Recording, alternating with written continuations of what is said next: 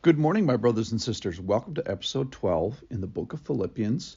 We're in chapter 2, and yesterday we did a real famous passage, work out your salvation with fear and trembling, for it's God who works in you, both to will and to work for his good pleasure.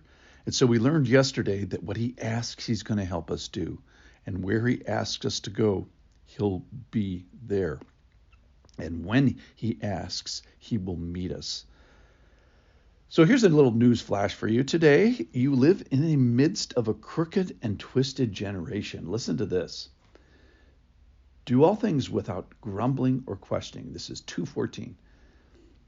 That you may be blameless and innocent, children of God without blemish in the midst of a crooked and twisted generation, among whom we shine as lights in the world, holding fast to the word of life, so that in the day of Christ I may be proud that I did not run in vain or labor in vain. Even if I am to be poured out as a drink offering on the sacrificial offering of your faith, I am glad and rejoice with you all. Likewise, you also should be glad and rejoice with me.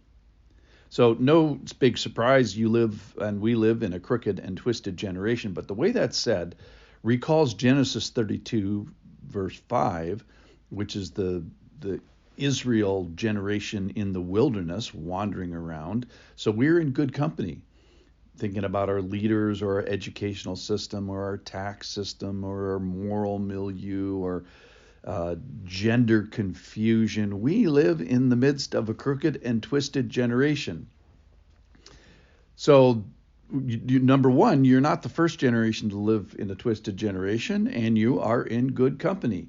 Now, here's the problem with recalling this and sort of specifically recalling this generation of Israel in the wilderness is that God was not pleased with that generation. They were overthrown. They had a catastrophe directed by God into their laps. And why? Well, so that they could be used as examples for us, that we might not desire the same stuff that they did. So they were idolaters and they were engaged in sexual immorality and they put Christ to the test. So that's all bad stuff. But then they did this other thing. They grumbled. They used their tongues poorly. And they were overthrown, in part at least, because of their tongues. So today, the message is, let's be careful with our tongues. Let's be careful with our grip, and let's be careful with our joy. So first, let's talk about our tongues.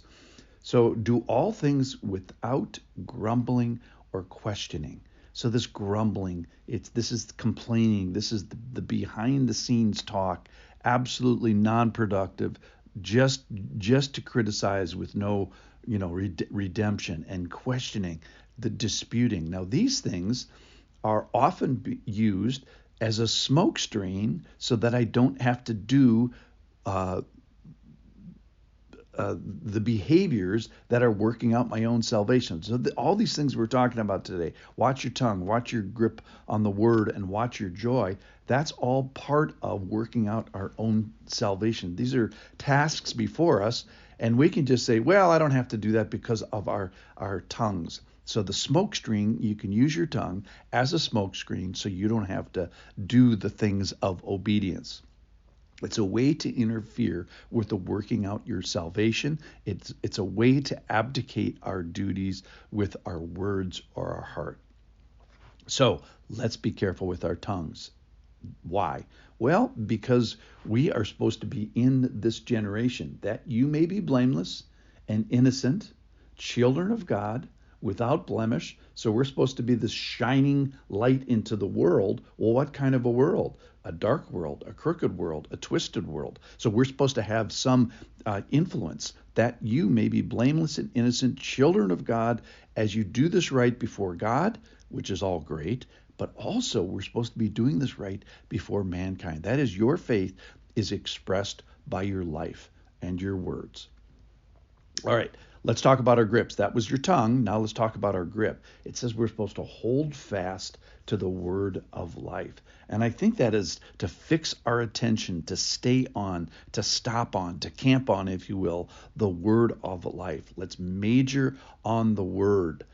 Well, for how long? Well, until the day of Christ. And that is either the day that he comes to get you or the day that he comes back. It's the day of, accountability and judgment. So we as Christians live uniquely, I think, with a view not just of today, but of that day, of the day of Christ, of the day that we're going to stand before the Lord. And Paul says, I'm doing it and I'm proud, and let's live so that we have no regrets. All right, the last thing is this joy thing that he talks about. That I am glad, I have joy, and you should have joy, and you should be glad. One of the translations actually just says, I joy and I rejoice in you. You joy and you should rejoice in me. So we should watch our tongues, watch our grip on the word, and then watch our joy. Being a Christian is supposed to be maybe not fun, but should be joyful. Sometimes we should have bad circumstances, like Paul. He's in prison writing this letter, and yet he says, I have joy. He sees beyond his circumstances to the joy of their Christian development and being with the Lord. So in conclusion then, let's watch our tongues as it betrays our faith. And in the case of grumbling and complaining, it also can betray our faithlessness. And why do we need to watch our tongues? Because we live in a world that we're supposed to shine as lights, and you are a witness. Your tongue is a witness. Secondly, let's watch our grip. Let's keep our grip on the word of life. Let's build our life upon the word. It's the best thing that I can think of building your life upon. Thirdly, let's watch our joy. I joy, you joy. Let's be a joy people, and let's be amidst a people of joy. Thanks for listening.